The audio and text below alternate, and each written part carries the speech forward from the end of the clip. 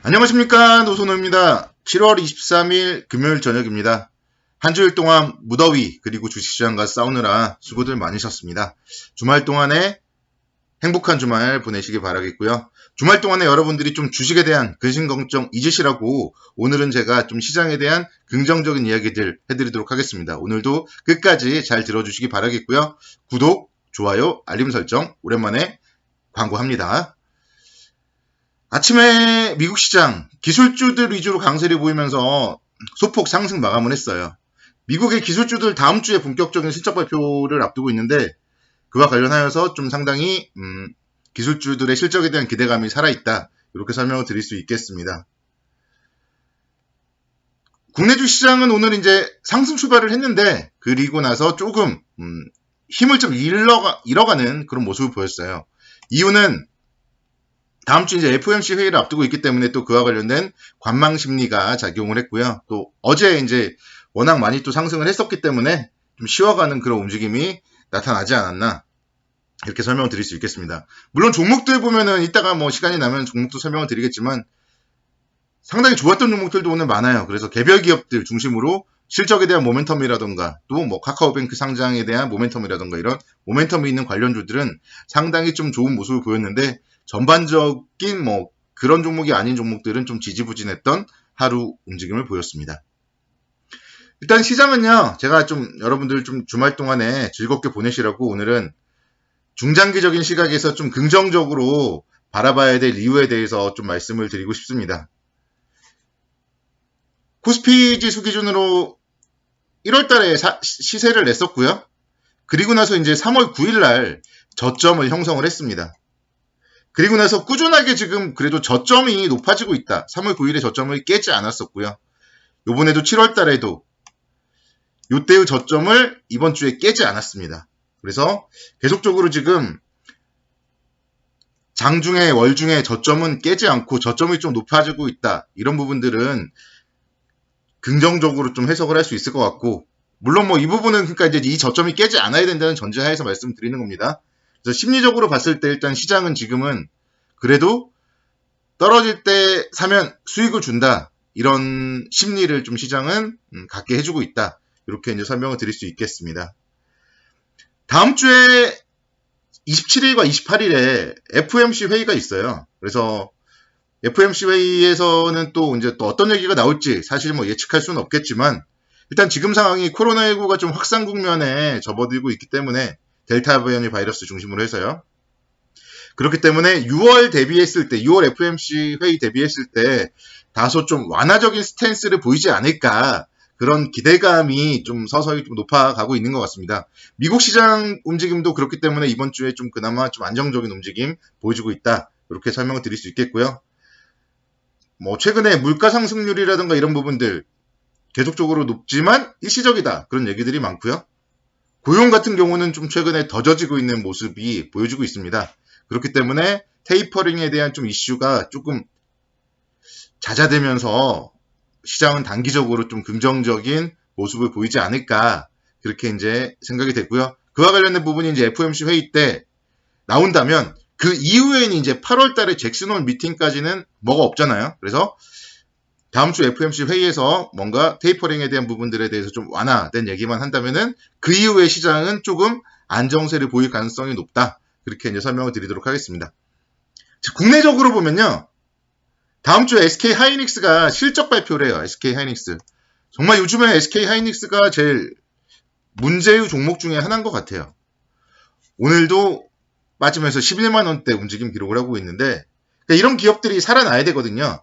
근데 SK 하이닉스 2분기 현재 상황으로 봤을 때 예상 매출액이 거의 9조 8천억 원 정도 그리고 영업이익은 한 2조 5천억 원에서 2조 7천억 원 정도 예상이 되고 있습니다.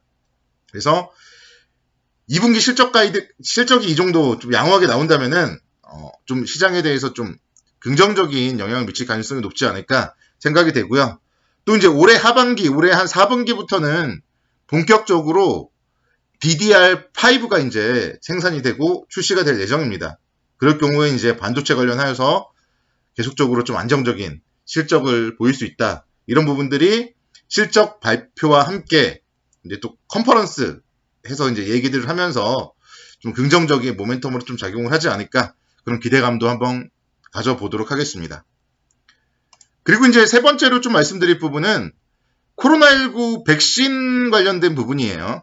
이제 오늘 같은 경우 이제 수도권 4단계를 2주일 동안 연장한다, 그런 얘기들이 나왔지만 시장에 뭐 그게 악재로 작용을 하지 않았잖아요. 그래서 사실 뭐 4단계에서 더 강하게는 뭐 어차피 못하는 거고요. 그렇기 때문에 이제 뭐 더 이상 나빠질 건 없다, 이렇게 이제 보는 게 바람직해 보여요. 그래서 이게 풀리느냐 안 풀리느냐가 중요한 거고, 지난 7월 달에 이제 7월 9일날 같은 경우에 좀 충격을 받았던 거는 이 4단계라는 6시 이후에는 2명까지밖에 모일 수가 없다, 이런 부분들은 강화되었기 때문에 거리두기 강화로 인해서 좀 불안함 심리 이런 것 때문에 7월 9일날은 급락을 했지만 지금부터는 좀 그럴 이유는 별로 없다. 뭐 여기서 뭐 정말 최악의 상황으로 치닫지만 않는다면 코로나가 이제 좀 악재로서 시장에 작용을 할 일은 거의 없다, 그렇게 이제 말씀드릴 수 있겠습니다. 그리고 중요한 거는 백신이에요. 백신 같은 경우 이제 서서히 이제 또다시 공급이 늘어나고 있습니다. 그래서 지금 보면은 이제 50대 분들 다 맞을 거고요. 그러다 보면은 뭐 40대 분들 8월달, 9월달 다 맞을 거예요. 그래서 9월달까지는 한 3,600만 명 정도.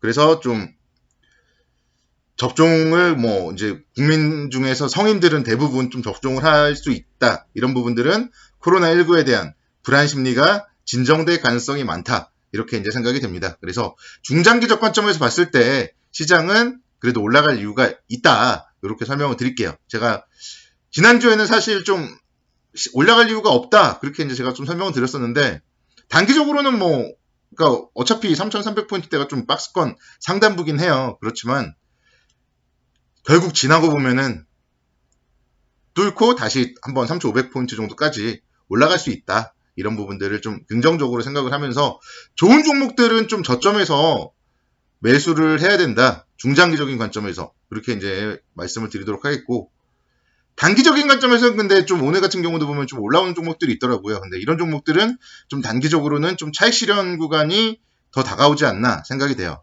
한국금융지주 같은 기업들 보면요, 오늘 무려 9%대 상승을 했어요. 다음 주에 이제 카카오뱅크 공모잖아요. 공모가 대비했을 때 과연 공모를 해야 되나, 청약을 해야 되나 말아야 되나 주말에 좀 고민을 해볼 생각인데, 일단 카카오뱅크 상장과 관련된 이슈, 한국금융지주가 가장 큰 수혜를 받고 있기 때문에 오늘 9%대 강세를 보이면서 상당히 좀 좋은 움직임을 보였습니다. 기관 수요 예측에 흥행했다, 이런 부분들이 이제 오늘 좀 호재로서 작용을 했는데요.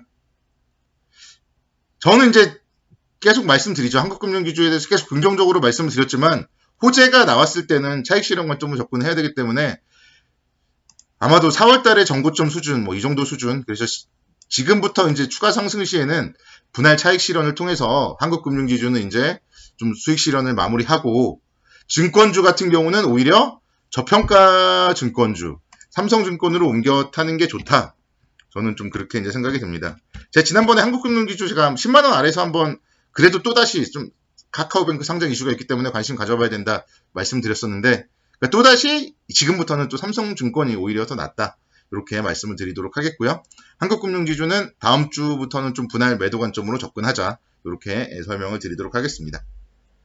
자, 제가 몇 주 전에 좀 말씀드렸던 종목인데요. 몇 주 전에 일요일날 제가 이제 관심주로 딱 언급을 드렸던 종목인데요. KCC.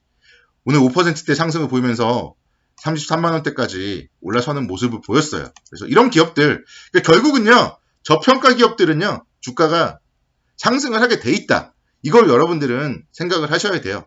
포스코 마찬가지잖아요. 포스코도 어제도 그러더니 오늘도 2%대 강세를 보이면서 결국은 이렇게 61선까지도 다 올라탄단 말이에요. 그래서 포스코도 뭐 충분히 40만원 갈 수 있겠죠.